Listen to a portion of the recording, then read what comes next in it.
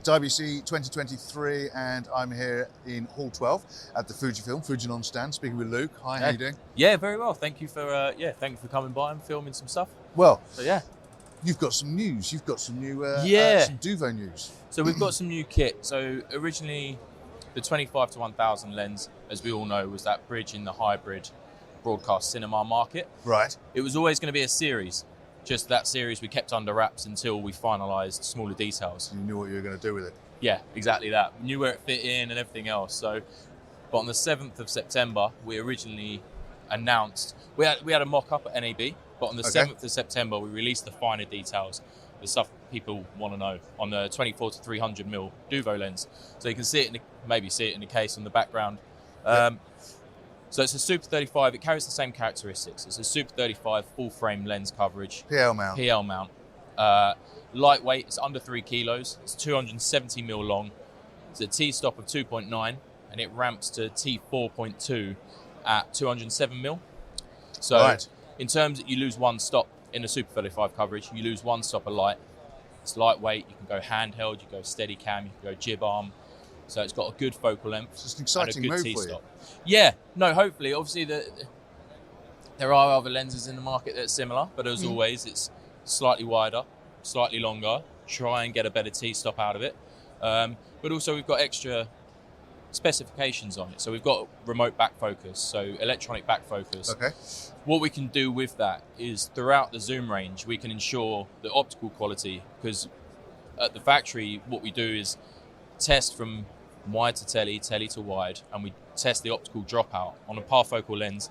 Naturally, it will drop out everywhere. Yeah. So we can measure that dropout in optical performance, and we're talking microns. We're splitting hairs here. You'd never see it on camera, but we can actually adjust that into the back focus mechanism automatically. Yeah. So as you go through the zoom range, the back focus is moving plus or minus 15 microns to keep the performance absolutely perfect all the way through. But with that technology, we can actually have what we call remote back focus on an RCP from the likes of Sony, for example. Right. So you can rack focus from the comforts of a gallery using a proper monitor, not a viewfinder. Okay. So if you're in a remote location, if it's on a jib arm, if it's on a 30-foot crane, you're never going to pull the lens down, try and back focus it. You can do it all there at the comfort of your gallery. Yeah. So yeah, and more neat tools features. of a sort of broadcast functionality in a cinematic. In a cinematic lens, that's exactly it. Yeah. So we're really trying to bridge that gap. We've got other technologies like breathing compensation. Yeah. So obviously everyone knows what lens breathing is. Essentially, as you're pulling focus at a certain zoom length, the angle of view physically changes. Yeah. So, but what we can do also is inside the drive unit, we actually change the zoom position ever so slightly automatically to compensate for the angle of view change during focus breathing. So that's a feature we've also implemented in there, which is really nice when you're pulling like soft focus on live events or documentary series where you're pulling focus on something or someone, the subject. Yeah. So yeah, it's a new branch for us.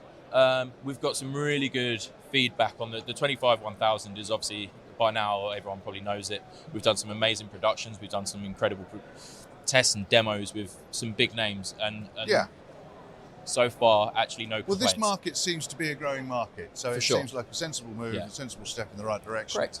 Yeah. And we haven't got any. We're not delivering yet. Yeah. When are you expected to have units in stock to play with? Good question. So we should have the 24-300 should be with us December, January time on a demo basis. So I'll have one or two in the UK, and obviously all the key customers will be, actively seeking demos with their end users. So December, January. The initial shipment should be March. So we've got a medium amount of time to play with. So we've got some time, but it's now time to start planning. Correct. And a fantastic year to have it in 2024. Yeah, brilliant. Correct. So actually digressing slightly, but we've got the 14 to 100, which we've announced a development on. Right. We've got it in the case as well. It's just a mock-up example again. So it's a 14 to 100mm wide angle Duvo Series. So same again, broadcast style ENG barrel with a cinematic look. Super 35 and full frame coverage. Exactly all the features we just talked about, but in a 14 to 100. Yeah. Which,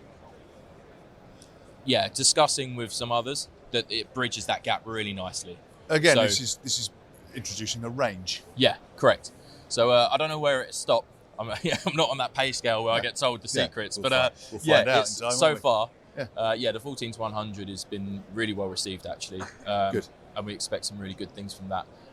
We're really trying to push Japan for a working sample of the 14-100 at NAB 2024. Brilliant. So, yeah. So, how do we get in touch if we want to find out more, and how do we get a demo of the lens? Okay, so if you know me personally, drop me an email, get in touch with your local dealer, or fujifilm.com, check out the specs, drop a commercial email in there, and it'll get filtered through to the right division. Brilliant. So, yeah. Thank you very much. Thank you. Thank you, Luke. And for everything else that we're doing at IBC, it's kitplus.com.